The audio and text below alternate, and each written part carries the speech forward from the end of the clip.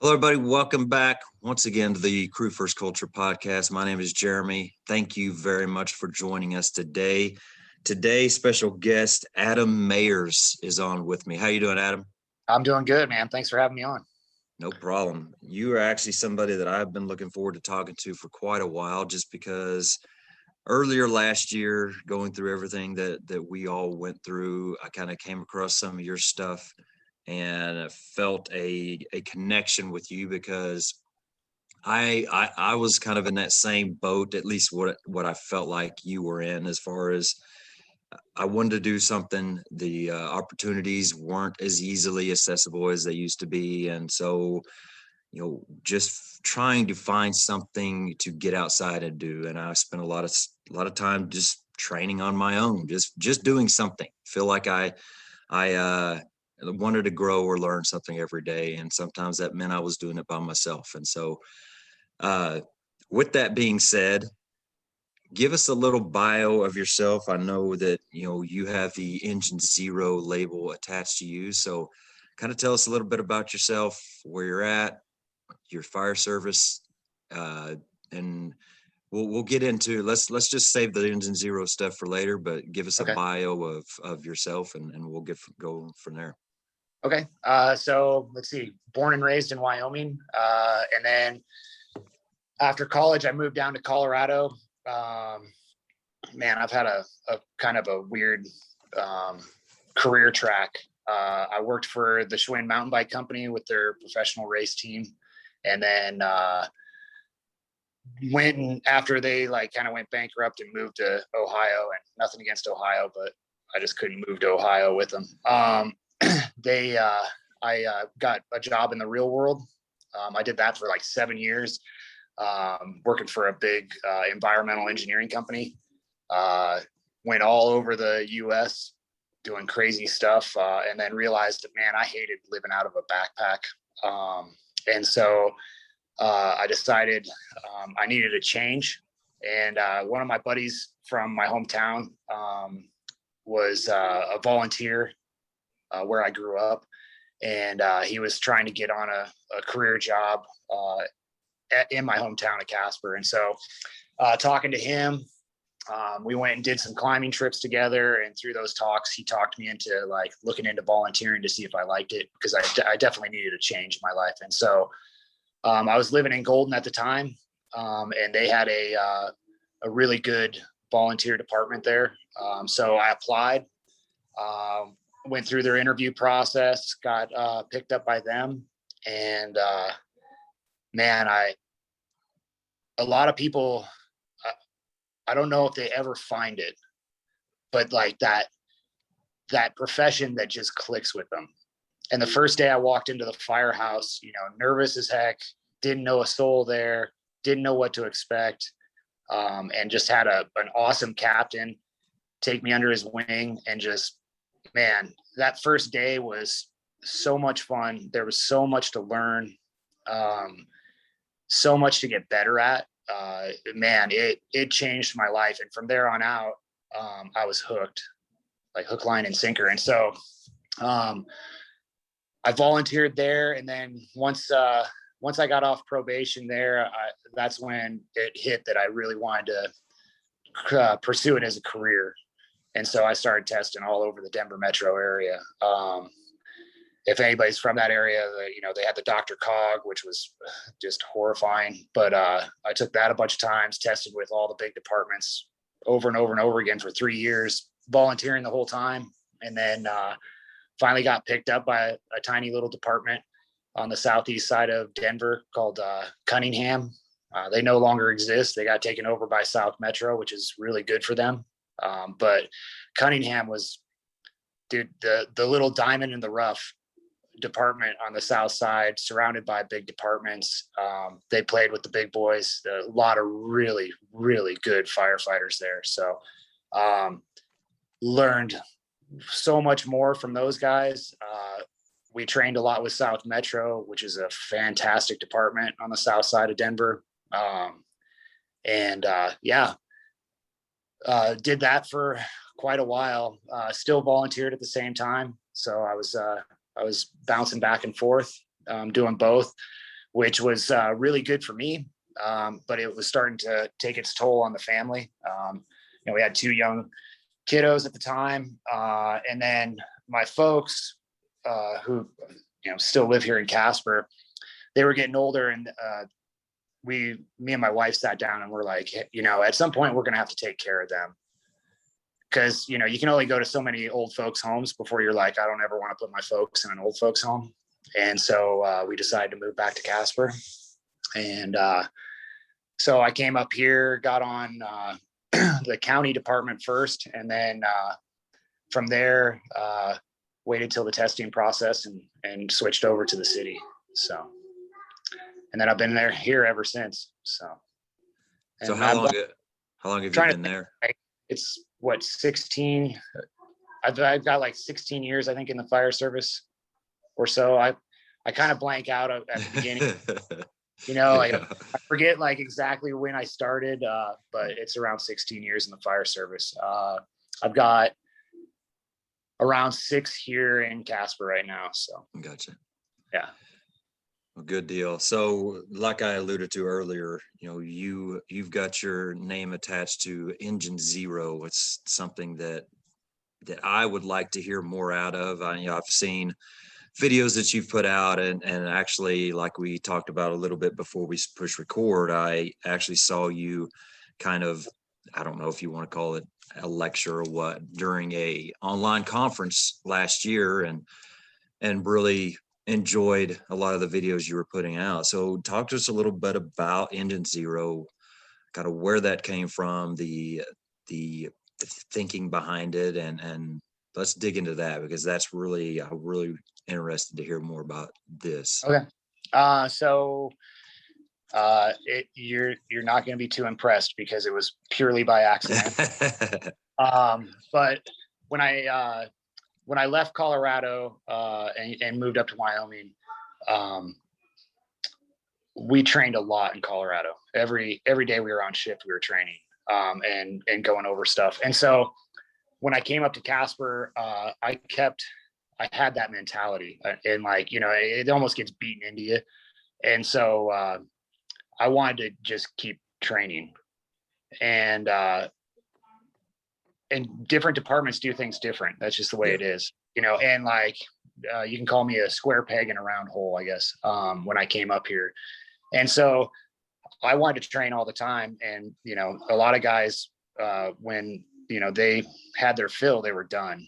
And I just wanted to keep training. And so I would spend a lot of time just out when we had time, just working on different things. I wanted to, you move into a new department and you see chinks in their armor, right? And so you want to help. And so my thing is like, okay, like where to begin?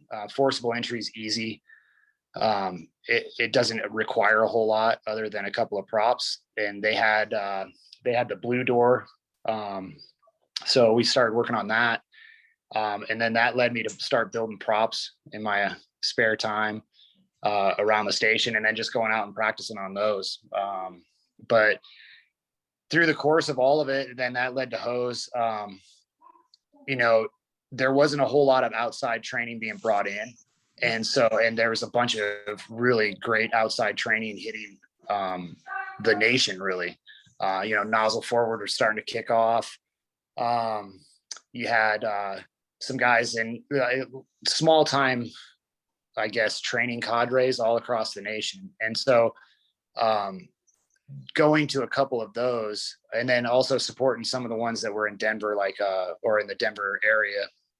I should say Colorado Springs, because that's where they're out of. But Irons and Ladders, I went down and took their forcible entry class so I could learn more. But in the process, the department didn't really support it. And so I was like, but I wanted it. So I just went and did it on my own.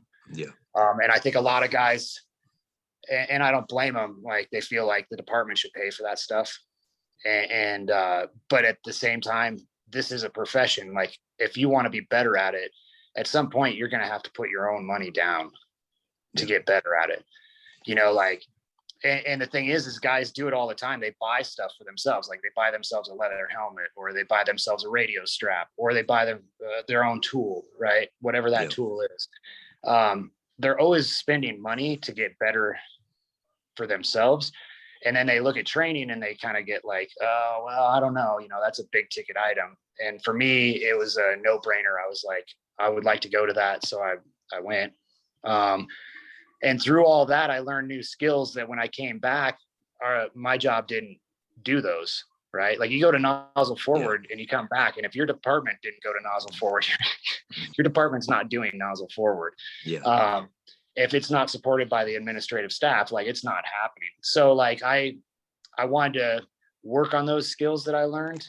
And I also wanted to kind of start showing them off to some of the guys so that we could, hopefully progress them. And then, so sorry, I kind of got off track there, but anyway, in the process of all of that, like I found myself more and more just being out on my own, out back doing it, which was fine. And Engine Zero wasn't even really in the back of my head. It was just me out practicing. And, a lot of those videos I always called it game tape.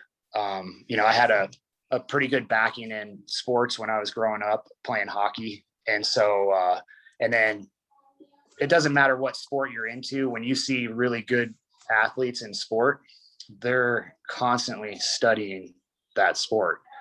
And they're watching game tape. Me and my brother, we used to watch hockey all the time. Like if there was a hockey game on, we were watching it, and that basically was just game tape. You would learn so much about what was possible and what was impossible, right? So I was like, I took that and I brought it to the fire service, and I was like, all right, I'm gonna just start videoing myself for me, and I'll post it up because at the time, I got lucky and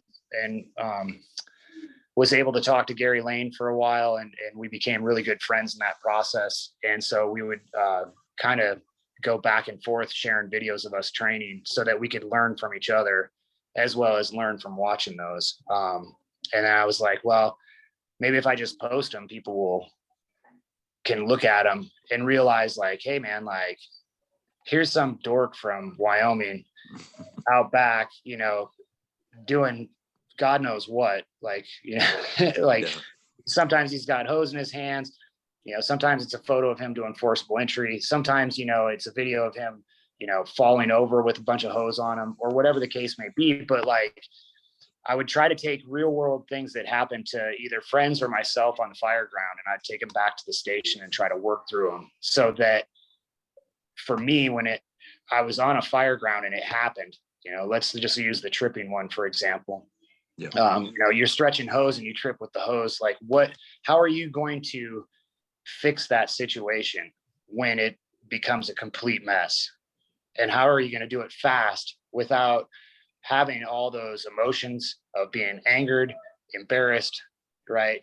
And then like now you're behind the 8 ball, so all that pressure dumps on you. And so trying to get that pressure off so that you can just like it happened and then you bounced right back and nobody paid attention because you were moving so good that everything was done in the same amount of time. And so because I think a lot of times like ego, like our egos hit and our emotions kind of get the best of us. And so we don't want to ever show weakness, right? And it's like, man, we're all human, right? We all have weaknesses. So mine was like, maybe if I put those out there, people realize like, hey, somebody is out there doing it, and they're showing that they're not, this 100% badass. Because I think nowadays with social media, dude, anybody can look like a badass, right? Like every family photo on Instagram is a happy family photo, right? And like, how many 100% happy families are there, right? Like there's always ups and downs, right? Not everybody's on vacation in a beautiful, part of the land every day of the week. So,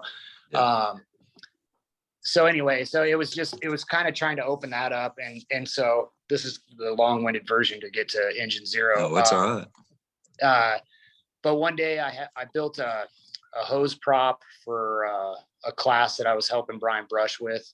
and I had it at the station, and I left it there so that we could. I was working on 2.5, and then like trying to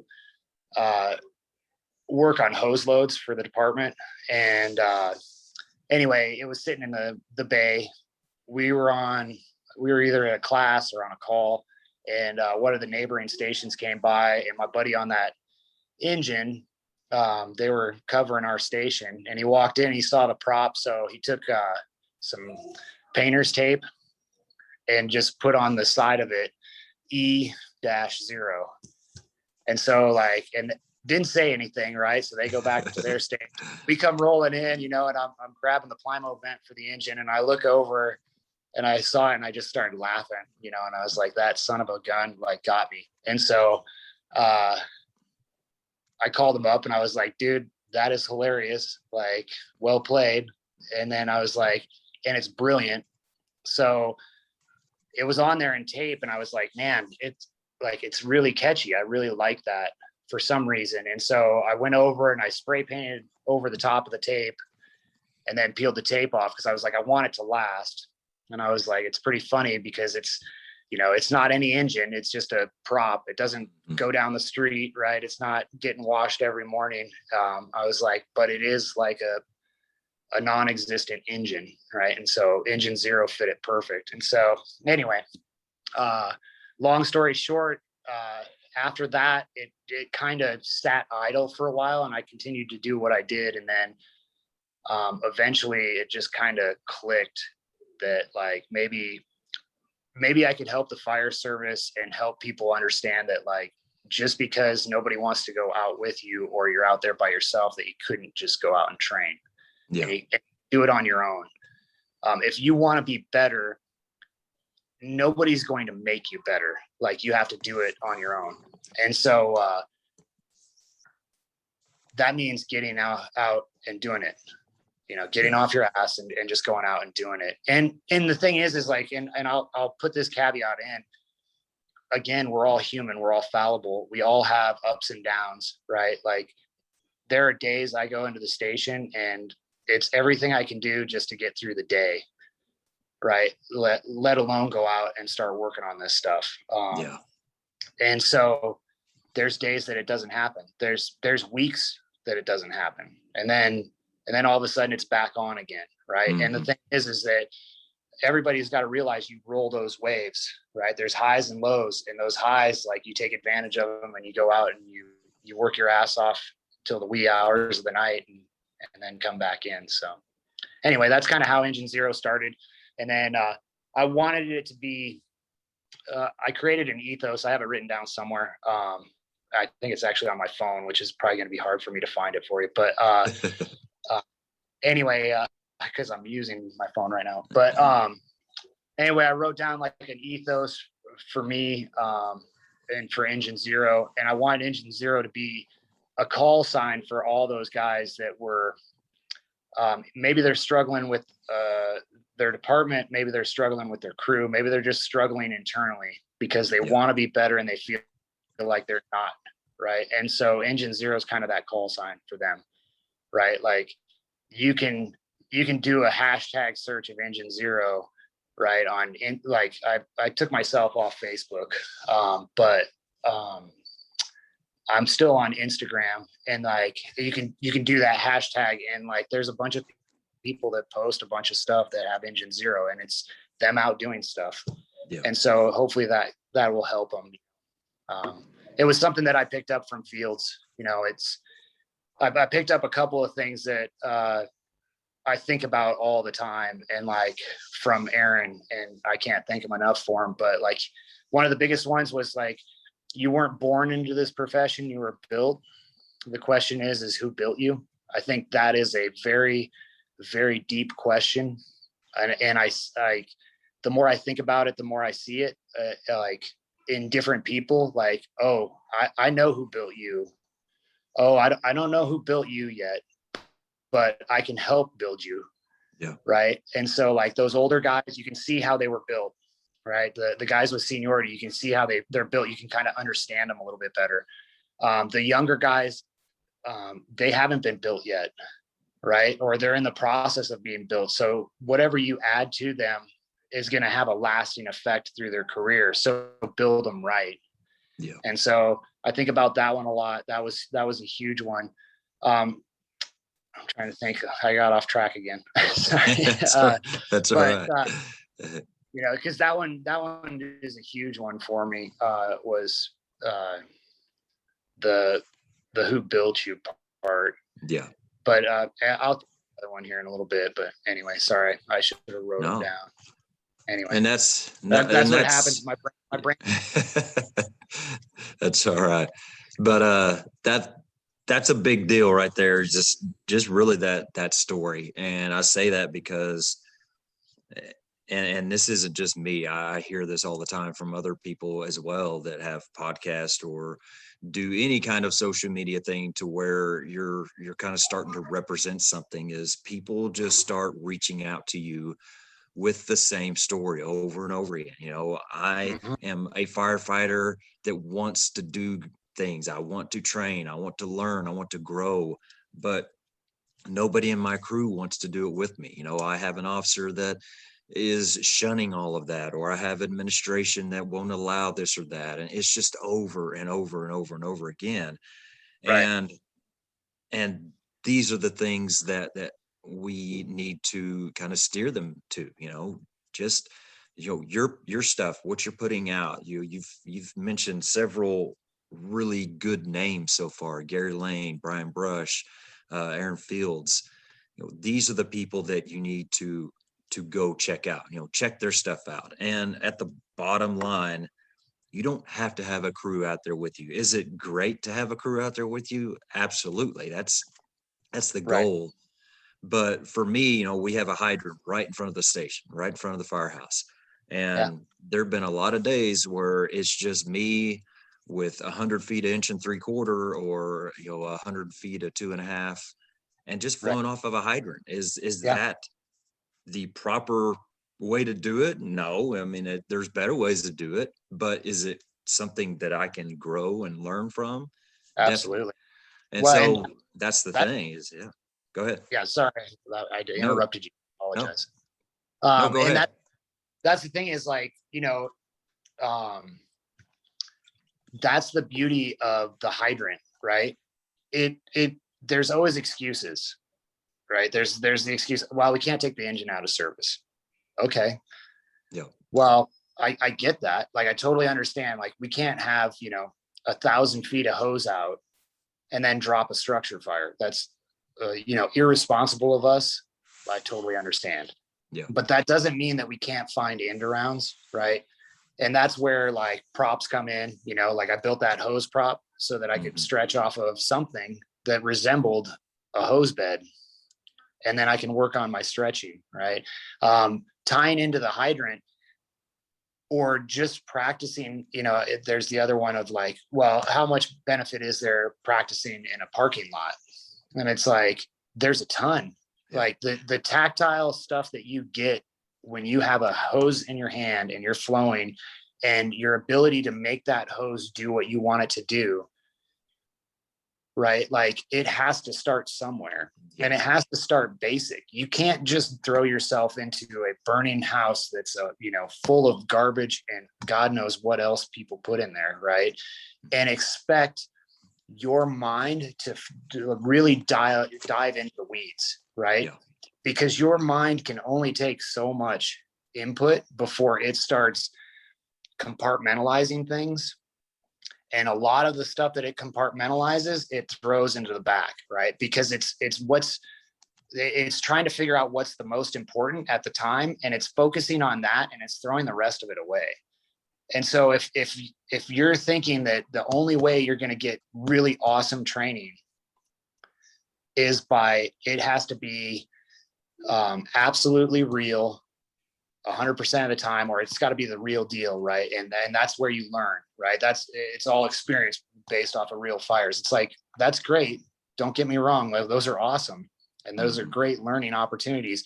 But to dive into the weeds of a specific skill, you have to break it down to its basics.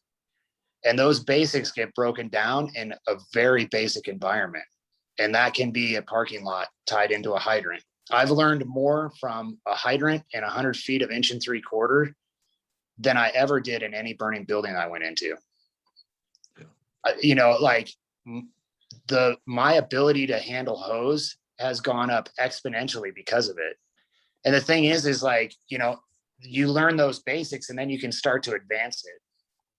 Right. And once you start to advance and dive deeper into a skill towards that mastery of that skill, you really start to like dive into the very small nuances, and it's funny because I think a lot of guys, I don't know if they want to admit it, that there's a lot more to it than just grabbing a hose line and pulling a lever and, opening the bail and flowing water. There's way more to it. Oh yeah. And the thing is you find that out, the more you do it is basically where it's at. It's that the Dunning-Kruger effect. I hope I'm saying that right. Is so true. It's like, you think you know everything, and then the more you do it, you realize, shit, I don't know it. Like, right. And so now you're like studying. And then finally, like, as you start to dive more and more into it and practice it more and more, you start to realize like, okay, now I'm getting it. Yeah. Right. And you can get back to that first part that you had where you're like, shit, I'm the shit. Right. And like, you can get back to it. It takes a long road to get there. And so, hold on just a second. What's up, buddy? Yeah. And you just like,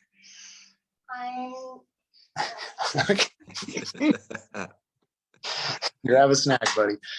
And so, but that's the thing is, and I'm trying not to knock on anybody because like I've been knocked on a lot. Oh yeah. But the thing is like, get over yourself, get over your egos, go out and learn this profession, right? Like I watched a really good little short clip from Mike Rowe, and he had this lady on there that she was one of the recipients of his scholarship to learn a profession, and she was gonna go out of high school into, was it plastic surgery is what she wanted to do. And so she went and she did like what we would consider like a ride along, right, with the doctor for doing plastic surgery. She's like, this sucks. I don't want to do this at all. And so she had taken an elective in college for welding, and she was like, oh, like welding's pretty cool. Like you can make some cool stuff or whatever. And so she was like, well, maybe in the meantime, I can just start welding to, make ends meet or whatever. And so she got that scholarship and she learned how to weld. And then she did a bunch of jobs she didn't like doing, right? Like, you can imagine welders weld all over the place on all sorts of different things. And there's different types of welding. And so as she was doing these jobs she didn't want to do, and learning the whole time she was doing those jobs, she was learning from these guys that were experts at what they were doing, welding on big machinery, right? She was like, yeah, like I don't like welding on big machinery. And so, but she learned how to weld on big machinery from all these guys that were experts at it, right? And she took that to the next level and to the next job. And then finally she ended up landing a job that she absolutely loves, like welding high-end aeronautical parts, right? But the road to get there was through a lot of shit and a lot of eating, humble pie, right, to get there, and checking her ego the whole way. And then she finally got to a level of mastery in a field where she gets to make her own calls, and so like that's the thing is like it happens in every profession. We got to realize that like this is a profession. Like you can't go to a college and learn everything you can about this profession in a 6-month course and think that you're God's gift to the fire service, right? Again, you're built. So who built you? And it really comes down to you build yourself. You can't rely on a department to build you. They can give you the tools, they can help you along the way, and they can give you little bits and pieces. But in order to really build you into the best professional you can be, so that you can be the best for the citizens that pay your paycheck, like you're gonna have to check your ego, and you're gonna have to do a lot of it on your own. Yeah. And you're gonna have to dive into those weeds on your own. And it takes a lot of work. So. Yeah, absolutely. And you do hear that kind of discussion a lot. We've never fought a parking lot fire, and I think for the most part, maybe maybe that gets twisted a little bit farther than the intended reason for saying that, but Right. exactly what you're saying, I've heard it as well, and I disagree with it a lot as well, because for me, I know, just like what you said, I know I have learned so much just sitting out in front on the concrete about technique and about rhythm, because okay, there's a difference between somebody grabbing a hose line, standing up or underneath or whatever, opening it up, flowing as much as they want, shutting it down, standing up, letting the next person do it, and somebody actually getting down there, moving with the hose line, working the hose line, taking a left, taking a right, all of that. You don't just grab a hose line and do it. You just don't do it. Exactly. I mean, you're going to look like an idiot. You just are, because there is, like I said, there is a rhythm to that. There is a technique to that. And parking lots are a great place for that, because you have no confinement. You have walls. Right. There's no furniture. You're just learning the technique of that, your body movements. And right. I mean, that's a great place for that. Oh yeah, absolutely. And then, like I said, you start basic, right? And maybe, for me, it was, all right, I learned this, or I saw it maybe, right? Like maybe I saw it on a YouTube video or something. The guy was holding the hose like this, right? And I've never seen that. I want to go try it. Yeah. That's how it was for me, right? Like, before I went to nozzle forward, I saw a video and I was like, I wonder how you hold a hose like that. Nobody's ever shown me that, right? When I came into the fire service, it was like, here's the hose, there's the fire, now go put the fire out, right? Yeah. And so I was like, okay, well, I'm going to go out and just see if I can hold the hose like that. And I think I have it it's either on Instagram or YouTube. I know I've put it in a couple of classes that I've put together, but I get dumped on my ass. Like I open the line and immediately get thrown to my ass.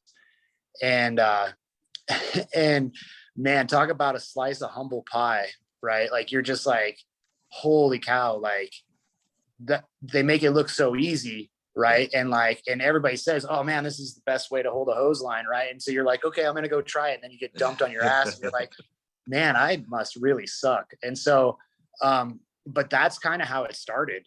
And then, like I said, like it's kind of what you make it. It starts out basic and then it progresses. Nowadays, like when I go out and I put a hose in my hand and I'm flowing water, I started to integrate. I take a lot of stuff from sports. I look outside the fire service for a lot of inspiration, which is, I think, beneficial. But like I started using mental imagery. So I'll put myself in a burning building in that parking lot and I'll be like, okay, I've got, a ranch with the fire blowing out of the Charlie Delta corner. Right. And so I'm going through the front door. I've got 10 to 15 feet before I make that hallway right turn. And then I make that right turn. I got fire coming out of that back bedroom. I need to push back in that box and I need to make my way down that hallway. Now, it might be a hit and move, right? That I dream up in my head because that's what I want to work on, or it might be a flow and move, right? And so in my head, I'm in that hallway and I'm visualizing myself painting that hallway with as much water as I can to push all those BTUs back into that box so I can push them through the box and out that back window, right? And the whole time right? I'm feeling the heat. I'm seeing the change of conditions, right? And I'm visualizing the water doing the work and me working with it and that rhythm that you talk about. And so like some of those videos, you'll see me like, I'll be progressing forward. I'll take a right-hand turn. I'll make a room, and then I whitewash that whole room, right? And it's basically, high to low, close to far, right? And just I'm working that whole room, and in my head, I'm like watching, fire go out. If there's stuff on the walls, like I'm picturing pictures launching off the walls, glass breaking, the sounds, the smells, like all that stuff, right? Of like just what actually happens in a burning building when you apply water. And, I had a fire, it was a while ago, and I remember I crossed the threshold and opened the line, and it sounded like an absolute explosion of glass. And I was like, what in the world is going on around me? It was like, am I in a glass? It was like Anchorman. I'm in a glass case of emotions, because it was just glass blowing up everywhere. And so, when I do those mental imageries, I'm trying to make it as real as possible. And like, I'm no longer in that parking lot. I'm hearing that glass break. I'm hearing the fire, right? I'm feeling the heat. I'm feeling it change. I'm seeing the change, like you're trying to paint that whole picture and make it as real as possible while you're doing it. Yeah. And that's when you like, it's no longer a parking lot, right? You're in a burning building for all intents and purposes. The mind is very powerful that way. And so like now when I get into a burning building, right, I'm not so oversaturated with everything that's going on that I can actually slow everything down and see where I need to place that water. Yeah. Right. And so basically you take something that's very chaotic, and like I always equate it back to like, think about your first fire, right? Try to remember everything about your first fire. Yeah. And what can you remember? Like, if for me, I remember we parked the rig. Somehow I ended up at the front door. Next thing you know, I was bumping my head into something in the burning room. And I remember opening the line and stuff got better. And then we all high-fived on the outside. Like, there are huge chunks of time that are completely gone. Yeah. Because you're getting hit so much with so much information so fast. And if you're not ready for it, you can't slow everything down and see the bigger picture. Right. And so I think about it now, and like, but the last big fire I was on, dude, every bit of it I remember. Right. Like, I remember the hose stretch. I remember wiping down the exterior exposure building before knocking down the flames. I remember moving across the yard, beating down the deck that's on fire, climbing into a window and sitting on the window well, and like just water flying everywhere and fire going out everywhere. Stepping inside, realizing like, okay, like we've got the first half of this trailer is rocking. The back half is not. Like, we have control now. Like, the fire is not going to go into the back half. Like, we've drawn the line, and now I'm holding the line, right? And so now it's just like, you're just wiping water all over the place and watching fire disappear, right? But like, I remember every bit of it. Whereas, that first fire, dude, like, you might as well have teleported me right into the fire room, because I forgot everything that happened before that. So. Yeah, anyway. Absolutely. And I think it's another thing that's important to share with everybody is you can make, you're talking about a lot of mental imagery stuff that doesn't cost anything, but some things that we do sometimes is just, we've got several big tires that we use to work out with, set them up to where they're corners. You go to these two tires, that's a corner, you take a left right there, then you go, then you take a right, or you see a lot of things on social media of hallways built with pallets. Pallets are very either free or inexpensive. There's so many different things, and it goes back to the excuses, you talked about it. There's no reason that we should find excuses. We just need to get better, period. Oh We yeah. don't need to blame, the officers because they're not this or that. We don't need to Right. blame administration, which I'm bad about. Oh yeah. If they're not supporting this or that, just go do it. My station has a hose prop as well. Love it. Right. It's on wheels. We can roll it anywhere we want to. Yeah. We've got a door prop. It just stuff that we've done on our own. Went out Right. and did it on our own. And I don't have to. I'm sorry, but I'm not going to ask permission to go make a prop so that it makes my crew better. I'm not going to. Right. Yeah. And It's just so, there are so many ways to make ourselves better. We just got to cut out the excuses and do it. right. And that's the thing is like, sometimes those excuses are our own, right? It's too hard. Right. Like, and the thing is like, there's always a lot of problems. A lot of people just don't have the solution. Right. And the thing is like, you have to really break down the problem to a solution. Right. And the solutions are usually very, very basic, almost to the point of, embarrassing that they're so basic, right? Like, I'm a professional firefighter. It says it on the sticker on the back of my car, right? Like, I should know this, but I have to break it down to the most rudimentary, basic, like childish almost level. And I bring this up because I like to explain this a lot of times when I talk. Like, I didn't just learn how to knee walk one day. It was a huge process. It was a huge problem for me to try to figure out, because I was out there by myself, right? A lot of times you have a heel that takes a lot of that reaction away. Oh yeah. But when you don't have that heel and you want to go out and practice, like, it's a complete, That's a lot of work. Yeah. Yeah. And so I was like, okay, I want to go learn how to knee walk. I don't have somebody to heel for me.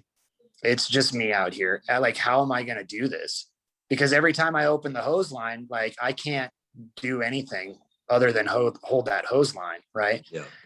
And so I literally, it took weeks, and I had to break it down to the point. And I have a video, I believe it's up on YouTube, where, or maybe it's on Instagram, but I'm literally in the back bay with a hose that has no water in it and a nozzle on it. And I'm working on trying to sort out the knee movement and moving the hose at the same time. And like, I equate it to like trying to chew bubble gum, like, and hop on one foot, right? Like, and rub your belly. Like, it's hard to do all those different things. Like, the top half of your body is doing something completely different than the bottom half of your body. Yeah.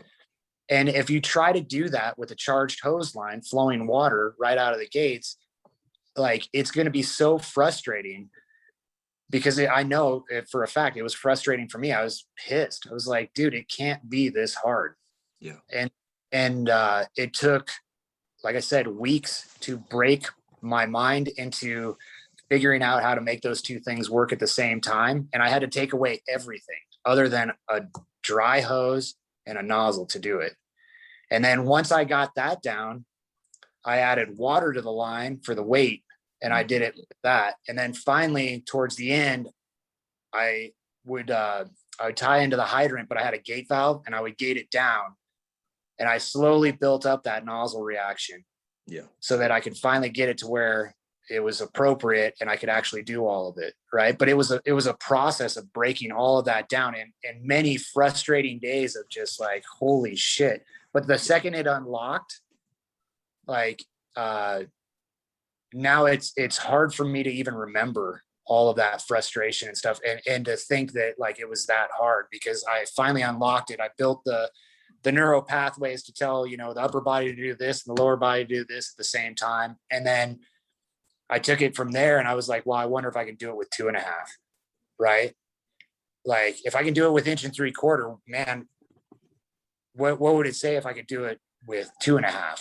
Right. Yeah. The big gun. And so then I started trying that, and it was the same process all over again. Right. Like, Yeah. breaking it down to something like these manageable bites and working on those manageable bites until you get better. Think of like forcible entry, right? You hand a person that's never used a Halligan before, and you tell them to force the door. Do they spin it like a baton? Like, which side do I use, right? Yeah. And then eventually, like, you show them a couple of things that like, a lot of times that maybe they'll read it in the book, right? And it's all fork side.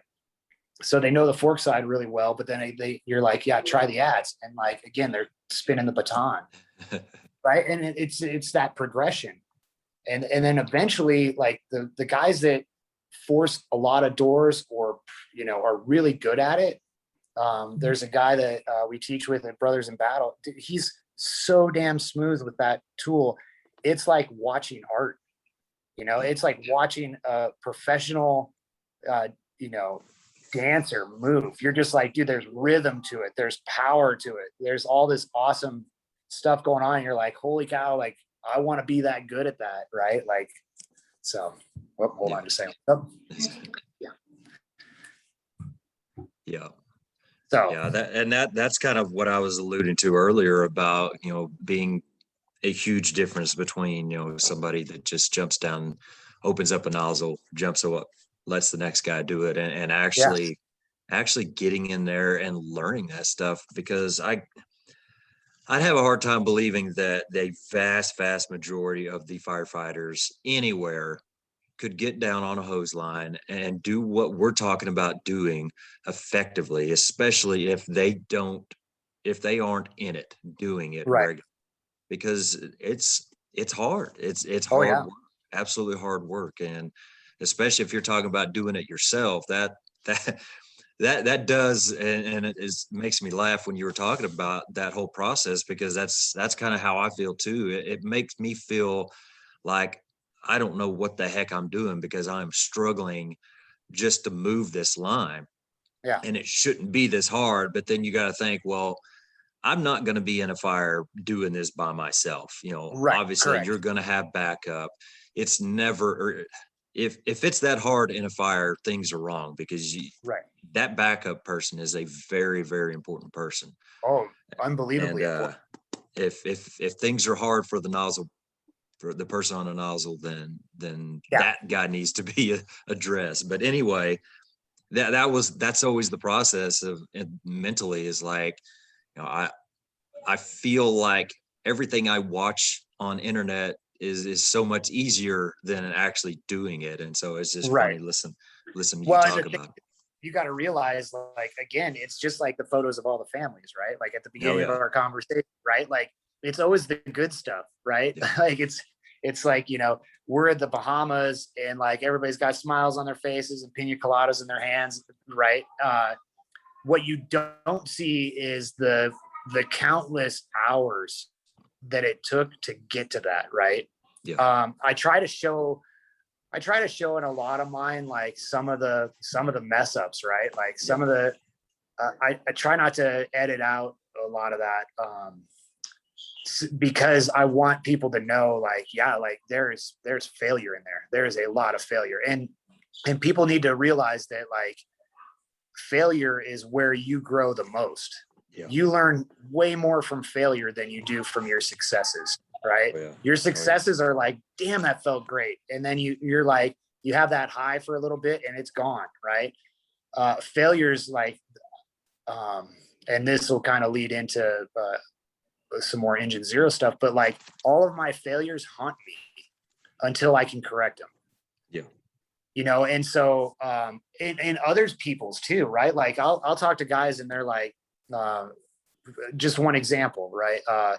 One of my engineers was out of my station. He was on a fire and he went to go throw a ladder to the backside of his house. Well, to get to the backside of the house was like probably 2.5 foot retaining wall, right? And so he goes to step up with the ladder on his shoulder, single man going around back to throw it, and just gets shut down by this 2.5 foot retaining wall. And he's like, what the, like, and like, it shut him down temporarily. He got up and over it. But like, I was like, man, I've never really thought of that. And so I was like, well, we work out at the station. I was like, one of these days I'll set up something where I do a workout with just the ladder, right? And how to move my body with a ladder on the shoulder. Cause that thing is a huge lever arm that throws you all over the place just off of its little bit of motion. Right. Yeah. So I took, you got those workout tires. We do too, right? Everybody's into CrossFit. And so we threw the tire down. I threw the tire down, put the ladder on my shoulder, and my workout was stepping up and over that, like with the right foot first, with the left foot first, over and over, so that like I know what it feels like to high step up something with a ladder on my shoulder, right? So those little things, like I said, those little things, I dwell on those a lot and try to find solutions to them instead of just being like they're a known problem that I just don't want to address, right? It's like, oh, it's a known problem and like I need to go work on that. And so I'm going to take a little bit of time today and go work on that.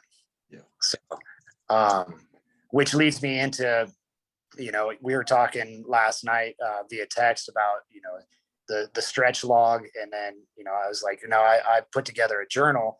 And the reason why I put together more of a journal format instead of a stretch log is because of that exact thing. Like I dwell on things a lot. Like, so I'll go out and practice on something and, one little thing will get into my head that I'm not doing right, that doesn't feel right, isn't working out, whatever.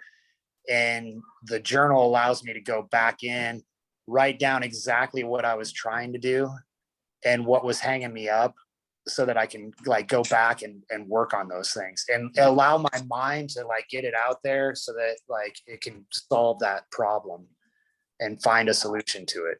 Yeah. And maybe it happens, the next day, maybe it happens a month later. Right. Like, but the thing is the journal allows me the opportunity to get it kind of out of my head.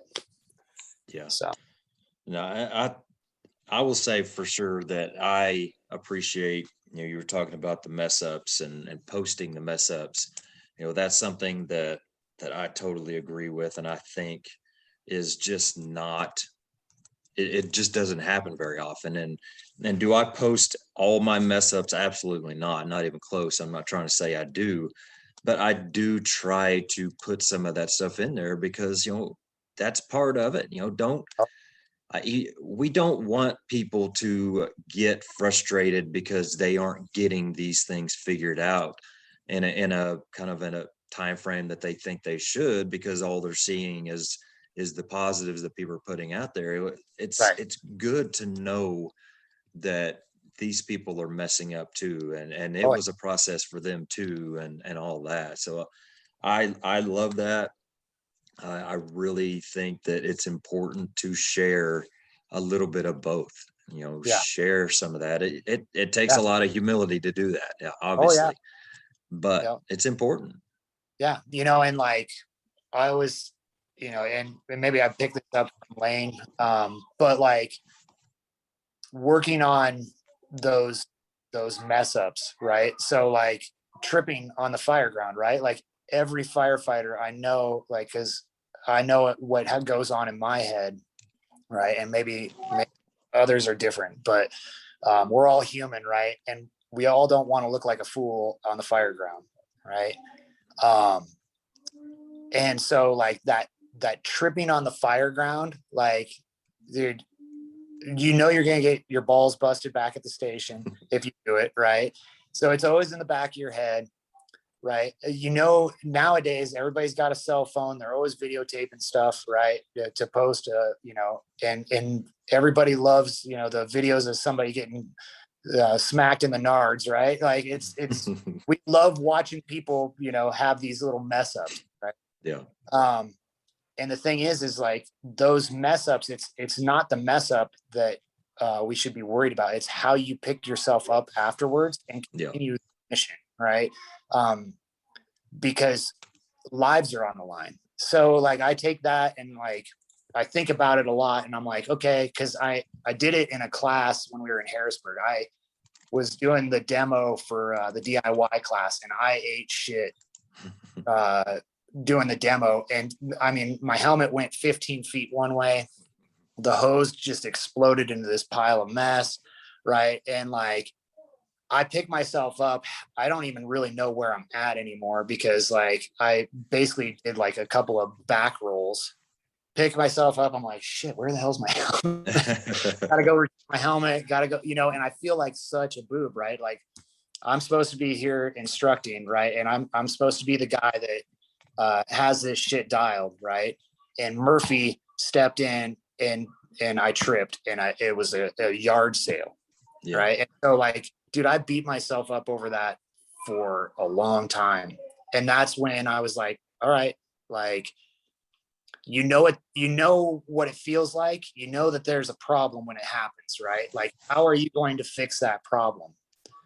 You're going to go out and practice it.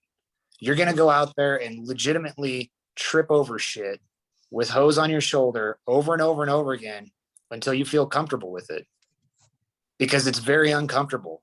Yeah. When you do it, right? And it's very uncomfortable to go out in the bay and set all that shit up, knowing that your crew is going to look out the bay window, right, and be like, what in the wide world of sports is going on out there?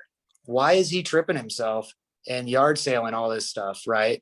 And so I set that up and went over it and over it and over it and over it and over it again until I felt comfortable, like, in how I regained my composure after that, so that when it happens on the actual fire ground, I'm not so locked up in my own head because of it that I can't go finish my job, right? Because again, like, a lot of times I don't think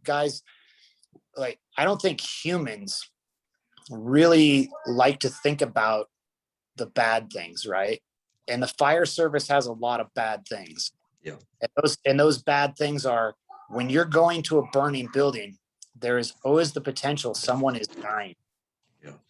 Right. And so like, if you're locked up in your own head because you're worried about, you just tripped over something and yard sailed, like, you're not thinking about the bigger picture of them, right? And the mission at hand. Right. And so I wanted to get all of those feelings, like, and that crushing ego blow pushed down so that I could pop back up, get right back to work. And I'm still in the same, warrior state of mind of like, hey, I'm still in the battle. Right. Yeah. So. Yeah. That's, just another part of all this is get creative. Don't just do the same things over and over again. Just, try to find new things to do. Something else that I've done that is, it's kind of fun and it's good to break away from the norm, is that with that hose prop, just set it up in different areas and, use rigs or use vehicles or use whatever, and kind of work on pulling lines around things and stuff like that. I mean, there's so many different things that you can do with basically nothing. Yeah. And so just mixing it up, doing something different, just doing something in gear on air. I mean, it doesn't even hardly have to be anything that important, but being on air and getting your body used to being on air, if you don't do it regularly, that's a big deal just in itself. Oh yeah. Yeah. Like, it's funny because like we're pretty good at moving around with just the like normal clothes, right? And that now you stuff a snowsuit on somebody and some moon boots and then reduce their vision and put an extra 65 pounds on them and then basically tell them to do the same things. If you haven't practiced it, like, dude, I still like I'll run to go get the Plimo vent, in my bunker gear, and like it still feels awkward because of the shit in my pockets, swinging around, like pulling it off balance and whatever, and it's just like, God, it's just so awkward. This gear is awkward, right? And you're absolutely right. Like getting in that gear and moving around in that gear helps you just be better at moving around in gear, right? And being creative, to go on that point. You get tired of stretching hose out back to the same door, right? Like you go find different things to stretch hose to, right? Like you put those props in, like you were saying. you're flowing water out back, and like you've got it pretty well dialed, go find a set of stairs. Hell, go build a set of stairs, right? Like stairs are unbelievably difficult, Oh yeah. right? To master. Like go work on those things. You know, the fire service has a bunch of different skill sets that you need to work on. Go work on forcing the door. Go work on drags, you know, victim drags. Go work on throwing ladders. There's so much to do, you know, so much to work on. You can just set up a loop of like, you know, hey, you know, I'm going to work on stretches this go. Next go, I'm working on ladders. Next go, I'm working on search, you know, and you can just rifle through those and keep those skills up, because every skill's perishable. Yeah. You know, once you have it dialed, if you let it go, it's gone. It will go away. And then you'll go back to it and you'll be like, man, this feels funky. You know, I obviously let too much time lapse. And so, but one thing I started doing is, because I work at a pretty busy station, and we run a lot of calls, but we also, you know, have a lot of other things going on. So my morning rig checks become my training ground, right? Like, I work on, sorry, I don't know if the lighting got all weird, but anyway, I work on masking up, in the morning when I do, the truck check-in. That's the first thing, right? We go check in our packs, we go check in our stuff. Did we, oh, you're still there. Okay. Oh. But, sorry, I thought we locked up. But,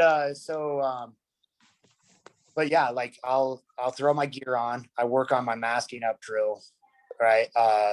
Where I hop off the rig, I throw my mask on before I hit a door in the bay, right? I'll pick a door, and like as I'm walking to that door, like by the time I hit that door, I better have my mask on, right? Yeah. And I'll work on that a couple of times. And as I move my way around that rig, I just go through, and work on simple things that don't take too long, right?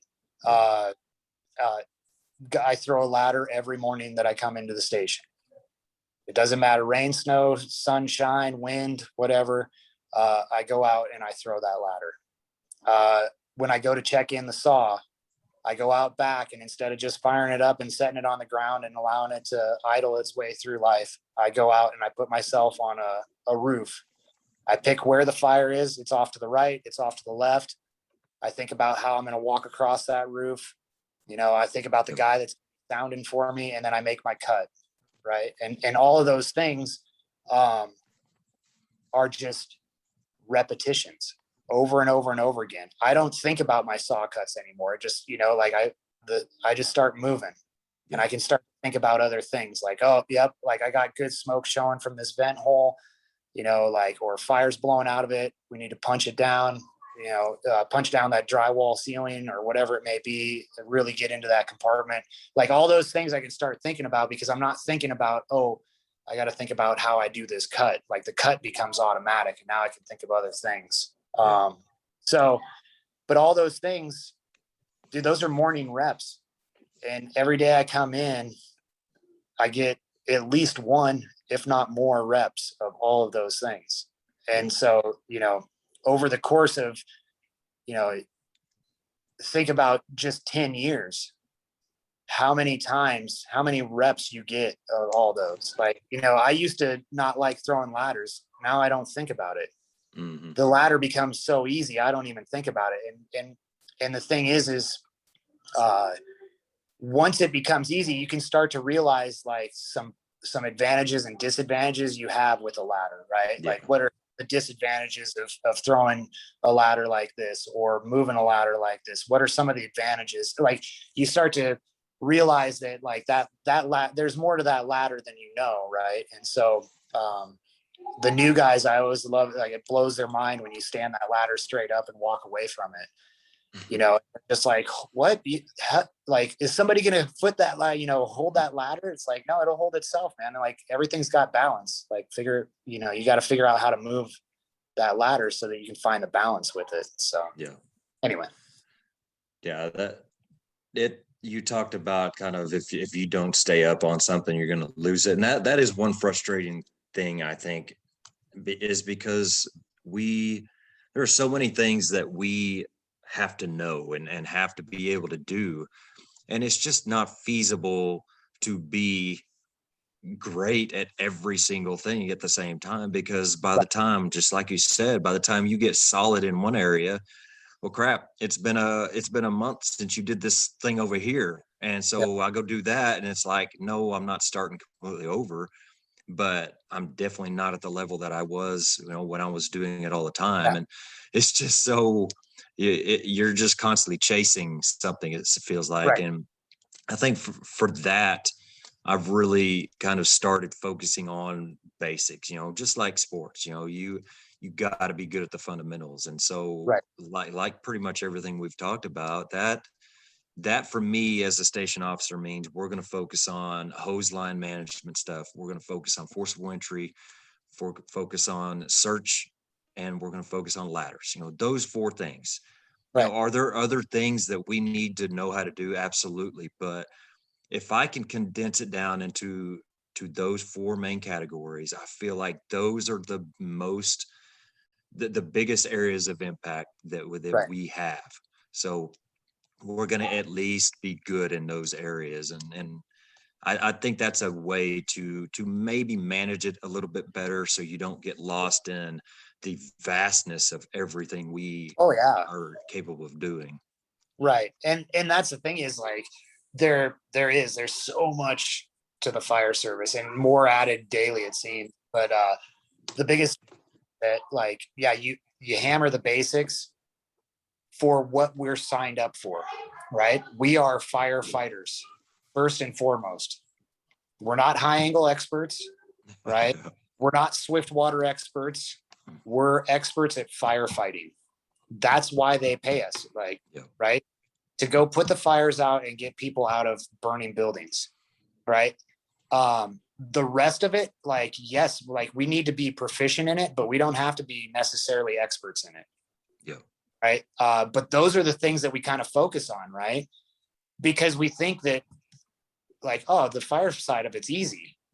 Right. And it's like, well, if it's so easy, how are we still allowing people to die in burning buildings, buildings to burn to the foundation, right? Or firefighters to die in these? If we're that great at firefighting, why aren't we so, you know what I mean? Like, why do we have all these problems? Yeah. And then on top of it, like, I love what Brush is doing. Like, we have to celebrate our wins. Yeah. Right. We have to show the people like, hey, we are winning at the same time. How we win is we focus on those basics. Like you said, like it's all about the basics. If we can be so good at the basics, right? Like they become automatic and then we can start to work on the advanced stuff. Yeah. But it's always from that foundation of the basics. And I'm sure I pissed off a lot of rescue guys or whatever, but at the same time, like I get it, but you're rescue guys, right? Yeah. You have a specialty unit for rescue. Those guys need to be experts at rescue.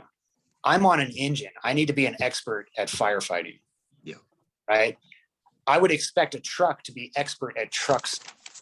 Right. They're on the truck. Right. I don't get that luxury. I kind of bounce all over the place, but my main focus will always be fire. Yeah. Because that's what it says on my shirt, firefighter. Right. Yeah. I work for a fire department. Right. I don't work for, Billy Joe's, technical rescue expert service, right? I work for the fire department first and foremost. So. Yeah, absolutely. You talked bounced a little bit around the kind of the discussion of, paying your way. Go ahead. Sorry. Well, yeah, hold on. Just like say that thought I for the drywall guy just showed up. Okay. It's chaotic. That's all right.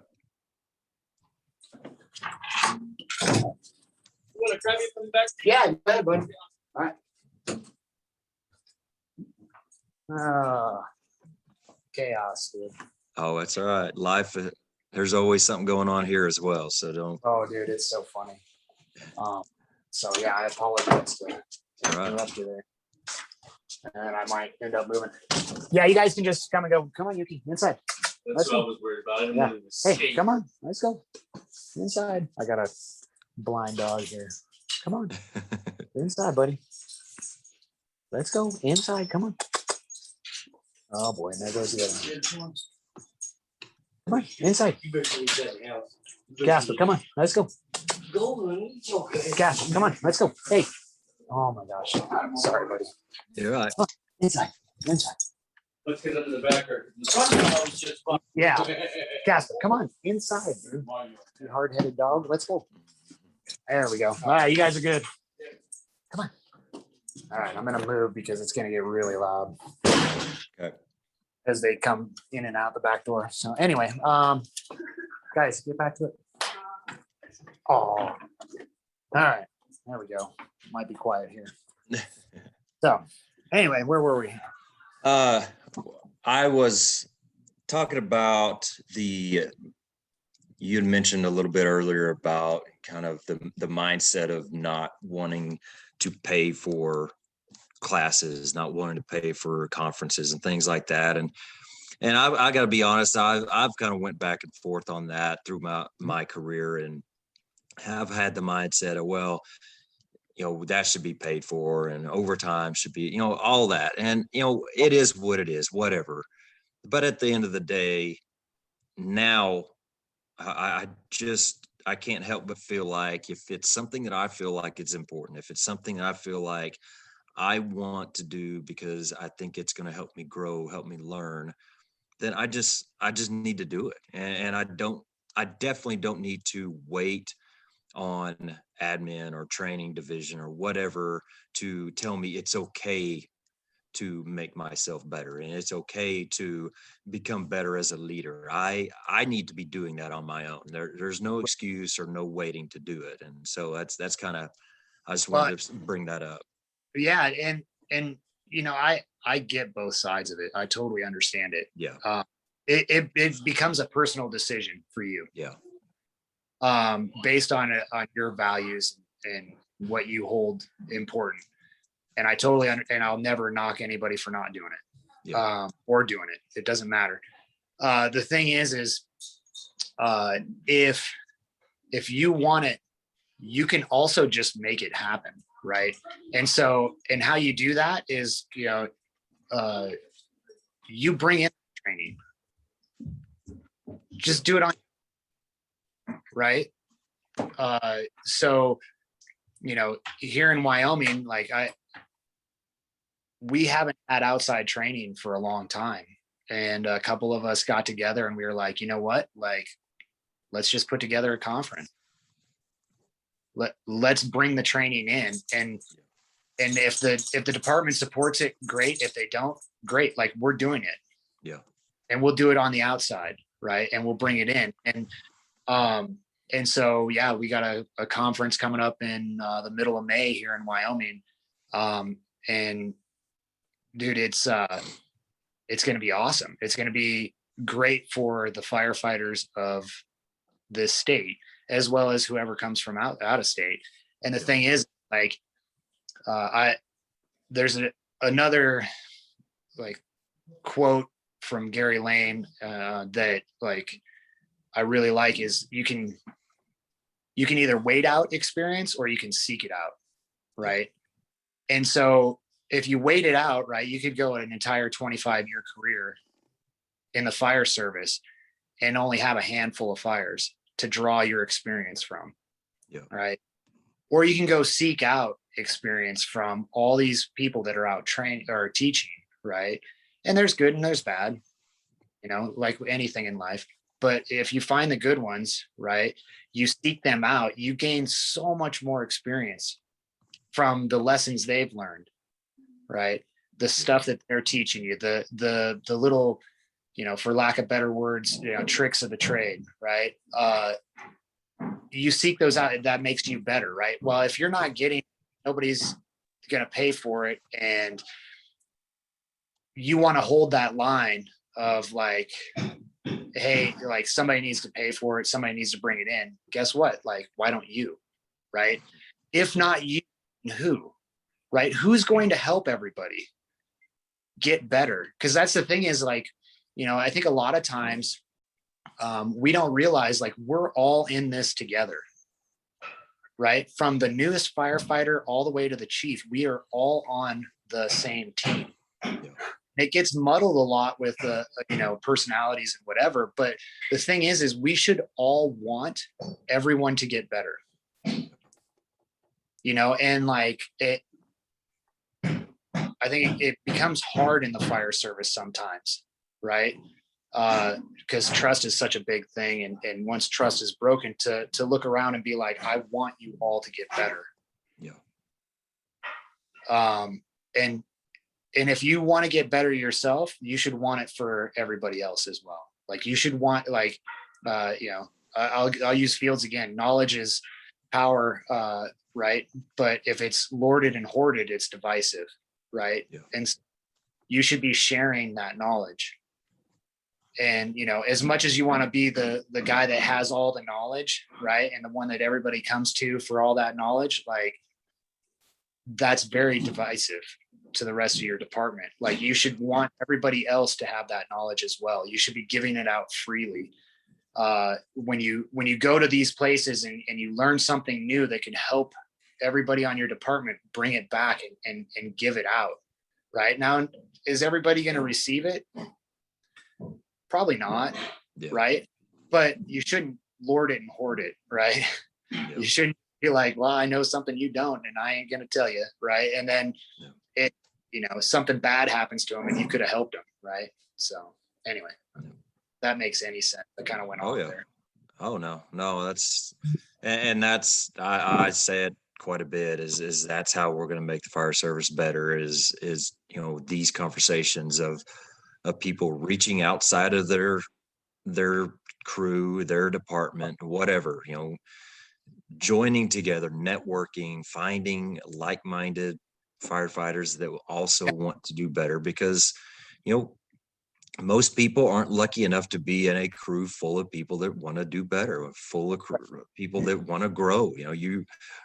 You are probably just going to have a couple of others with you, if not just by yourself. And so reaching out, finding those like-minded people that are going to fuel that fire and just keep up that progress. It's very, very important for sure. Yeah. And just realizing that everybody's on a different part of the path. Right. Yeah. I think a lot of times, like you can get kind of jaded,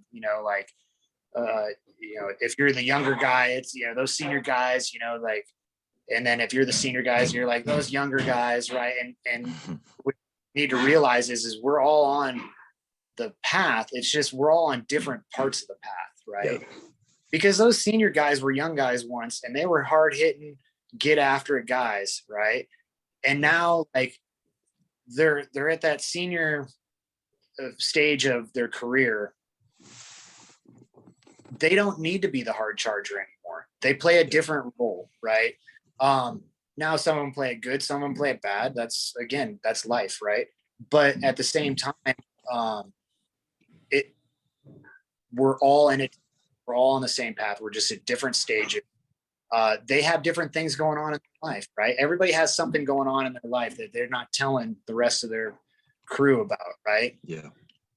Like maybe it's financial, maybe it's, a marriage thing, maybe it's just a family thing, right? Maybe it's, their parents are getting old and they have to take care of them all the time, and they don't want to burden everybody with all that stuff. So there's so much stuff that goes on that in the background of why people make decisions.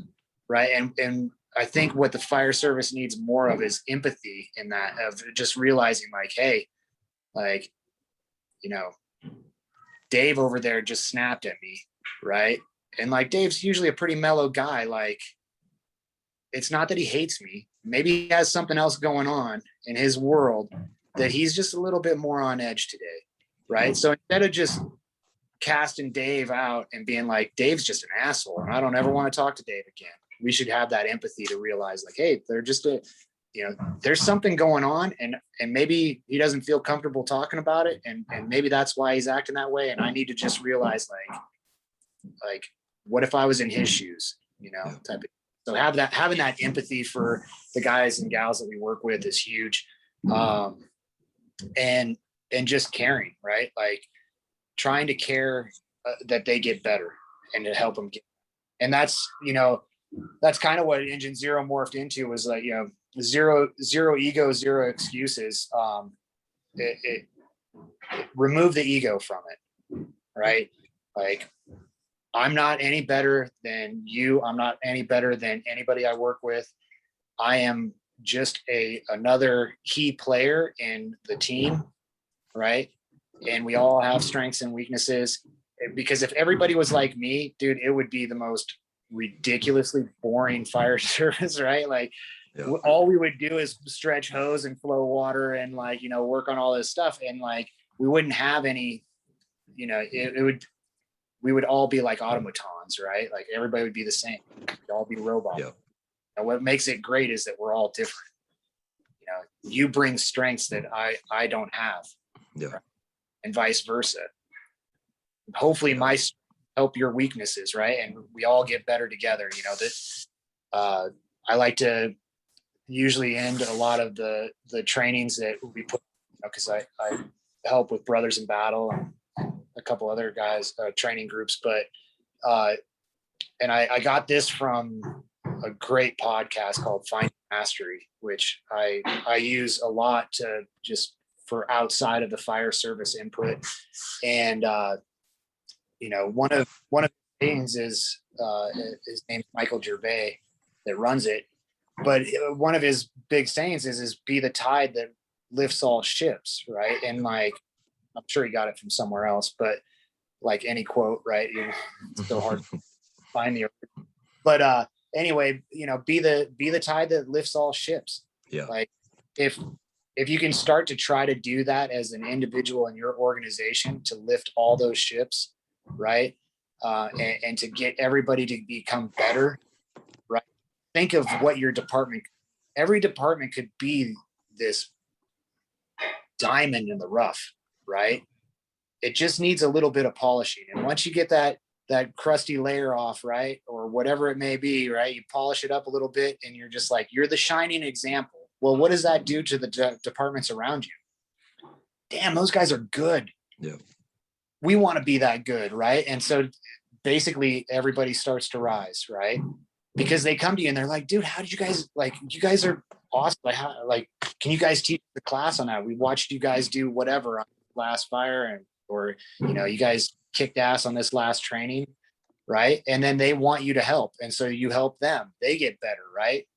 Now they become a shining example. And now that friendly competition of like, right? Like, damn, those guys are good. Like, we better up our game, right? Like, and so in dropping the ego, instead of being like, those guys suck and blah, blah, blah. It's like, no, those guys are awesome. Like, let's be like them. Let's raise ourselves to that level. Let's hold ourselves to a level that the people hold us to. Right? Because, dude, the people hold us to a very lofty level that I don't think we'll ever meet. Yep. There's no way on God's green earth we could. And that's just being honest. Yeah. But the thing is, we can sure as hell try to get there every day that we're there. And that's what we should be doing. Yeah, that's definitely the case. And it doesn't matter who you are. We all can get better. And just like you said, the caring to help somebody else and just iron sharpens iron. We all make each other better. That's stuff I love all that. Yeah. Yeah. Well, man, I appreciate so much your time and kind of getting to know you and enjoy the conversation for sure. I appreciate you reaching out, man. Definitely. No problem. This is stuff that we all need to hear right now. And I think that there are a lot of us out there that want to be better. We want to do better. We might just not have that support close. So right. Just talking about reaching out and finding other avenues, finding other outlets. It's very important. So I do appreciate everything you are doing and really want to kind of share the message that you're trying to put out there, because it's, like I said, it is important for sure. Well, and the nice thing is that I'm going to throw this back at you. By you doing this, right? By you interviewing people and putting out your podcast, it helps so many more people than you'll ever know, right? And it's all because you have the empathy inside to want to share knowledge, right? You want to learn, and you also want to share, right? Like, this is a great format for taking knowledge in and then broadcasting it out. Yep. And that's huge. Like, Yeah. so thank you for taking the time out of your day, because I can only imagine what you have to do after all this is said and done to make this, something that you can put out to the rest of the world, right? As far as like making sure that the sound works all right. I'm sorry, there's hammering going on. But you know what I mean? There's a lot of work that goes into the background of what you do. And I just want to say thank you for doing it, because you will reach more people than you will ever know. And it will always be there for people to go reference. Right. And so you in and of itself, you are like the tide raising all ships. Right. And so thank you for that. That's cool. I appreciate it. Wow, dude. Like I said, I'm just a dork from Wyoming doing. Well, tell everybody out there, if they want to see more of you, find you somewhere, get a hold of you, whatever information you want to put out there for everybody. Okay. So a lot of the stuff that I have out is just under my name, Adam Maiers. So, or A Maiers, and the last name's Maiers if you want to spell it. So, I'm on Instagram. Let's see. Oh God, that's good. Hold on, let me move here. Maybe I'll start that again, and maybe you can edit it. How's that sound? That's all right. Maybe I can go outside now. Dude, we had like 3 feet of snow the other day, and it's just now starting to warm up. So, let's see. We'll go outside. So yeah, let's see where they can find me. I'm on Instagram. I'm no longer on Facebook.